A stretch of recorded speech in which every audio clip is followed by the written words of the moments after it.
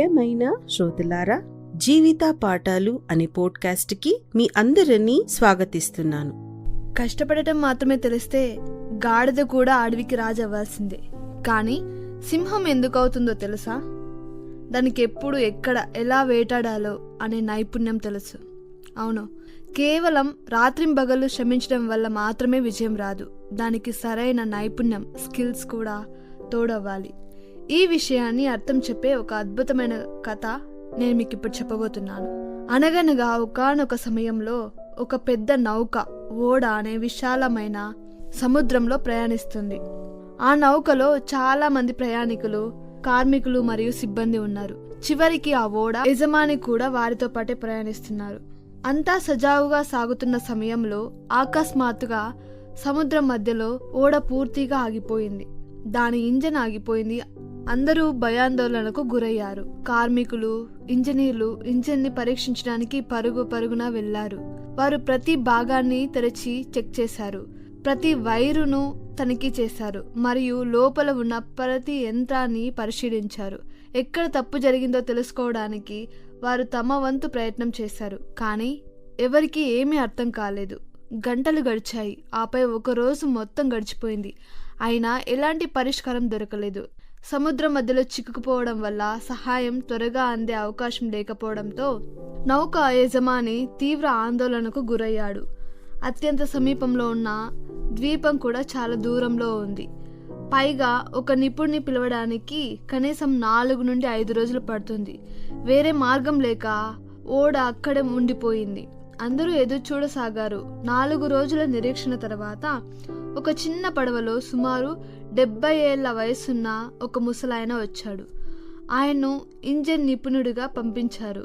కానీ అక్కడ ఇంజనీర్లు, కార్మికులు ఆయన చూడగానే నిరాశ చెందారు. వారు ఒకరినొకరు చూసుకుంటూ, ఈ ఒక్క ముసలివాడు ఏం చేయగలడు? ఒంటరిగా ఈ సమస్యని ఎలా పరిష్కరిస్తాడు? మేము నిపుణుల బృందం వస్తుందని ఆశించాం అని అనుకున్నారు. ఓడ యజమాని, అతని బృందం టీం కూడా అనుమానంగానే చూశారు. కానీ ఆ ముసలాయన ఏమీ మాట్లాడలేదు. సమయం వృధా చేయకుండా నిశ్శబ్దంగా ఇంజిన్ ఉన్న గదిలోనికి నడిచాడు. అందరూ ఆయన్ని నిశితంగా గమనిస్తున్నారు. ఆయన ఇంజన్ను పైనుంచి కిందటి వరకు జాగ్రత్తగా పరిశీలించి శబ్దాలను విన్నాడు. ప్రతి మూలను తనిఖీ చేశాడు మరియు ప్రతి విషయాన్ని ఎంతో శ్రద్ధతో గమనించాడు.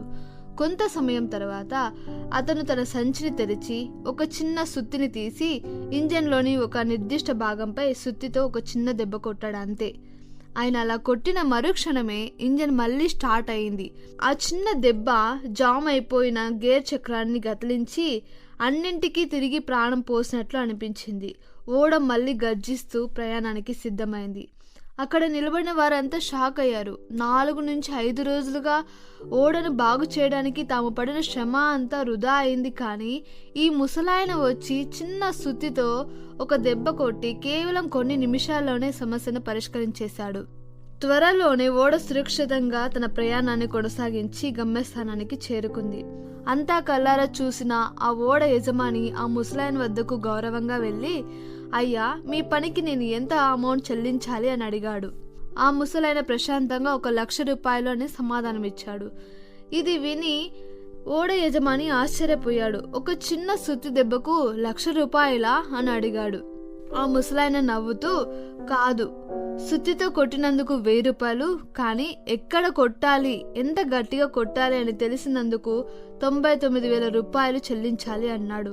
ఇది ఉన్న యజమానికి నిజమైన నైపుణ్యం యొక్క విలువ వెంటనే అర్థమైంది. ఆ ఓడ యజమాని ఆ ముసలాయన జ్ఞానాన్ని అభినందించి పూర్తి అమౌంట్ని సంతోషంగా చెల్లించాడు. ఇందులో మనం తెలుసుకోవాల్సినటువంటి జీవిత సత్యం ఏంటంటే, మన జీవితంలో చూసుకున్న విజయం అనేది కేవలం కష్టపడి పని చేయడం వల్ల మాత్రమే రాదు.